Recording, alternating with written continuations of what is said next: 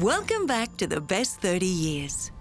The great poet Mary Oliver once wrote, "Tell me what it is you plan to do with your one wild and precious life." As we age, our options can become limited, but sometimes we spend more time thinking of how difficult aging is rather than how important these years are. So tell me, what is it you plan to do with your one wild and precious life? I'm often asked that, and I always say, you've got to keep laughing. If you're laughing, it's good for your heart, it's good for your circulation, makes you feel good. Find something to laugh at. Watch a comedy on the television, doesn't matter what it is, but always keep laughing.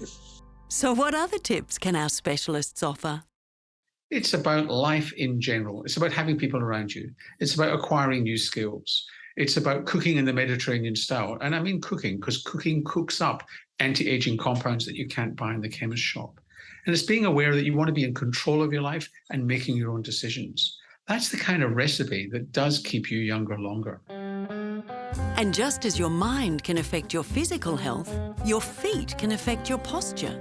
This can cause aches and pains, even headaches.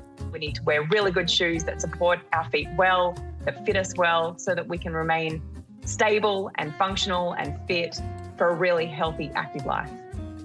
Every bit of us is interconnected. Your gut health can affect your mood and perspective. Your teeth can affect your gut. So brush your teeth twice a day. Use an electric toothbrush. It does a much better job. Floss your teeth. This is not an option. Use a fluoridated toothpaste. Don't cut out fluoride from your water. And most importantly, visit your friendly dentist twice a year. And of course, we must exercise and eat properly. And that can be as easy as it sounds. When I was working in residential aged care, we used to say to family members, take your loved one out into the sun with a small tub of yoghurt. That way they're getting their calcium and their vitamin D. Serve a fruit in the morning and then an apple at lunchtime, so I know that I've ticked off my 2 serves of fruit a day. My favourite advice is to walk, talk and read a newspaper every day, meaning you should walk in your local community for exercise, building a sense of belonging. You should talk to the local retailer and your neighbours when you see them regularly. And by reading a newspaper, you will expand your understanding of what is going on in the world, so your conversations are broader. And don't just assume you're well. Make the most of modern science and medicine and confirm that you are.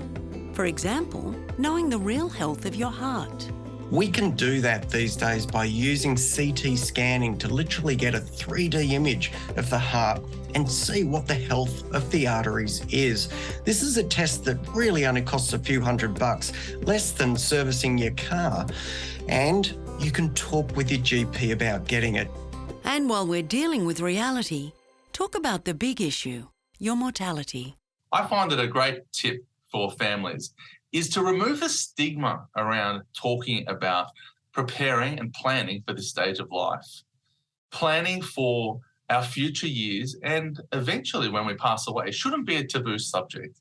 It should be something that we as families discuss with one another so that we understand the wishes of our older generations and that there's appropriate discussions that happen around the dinner table. And speaking of sharing your wishes... A funny fact is that when you bequest something, a gift in your will to a charity of your choice, you actually add about 3 to 5 years onto your life expectancy. So go do that. Gifts can be monetary, but they can also be through your actions and life purpose, or a combination of the two.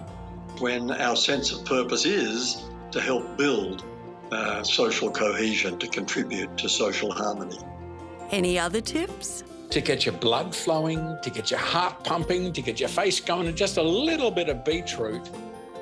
I think it's always good to listen to talkback radio, those deep voice right-wing guys, because they will make you feel a little bit of rage. And there's nothing like a little bit of fury to make you feel alive. Coming up. If you feel like you hate everyone around you, you probably need to eat. And if you feel like everybody hates you, you need some sleep.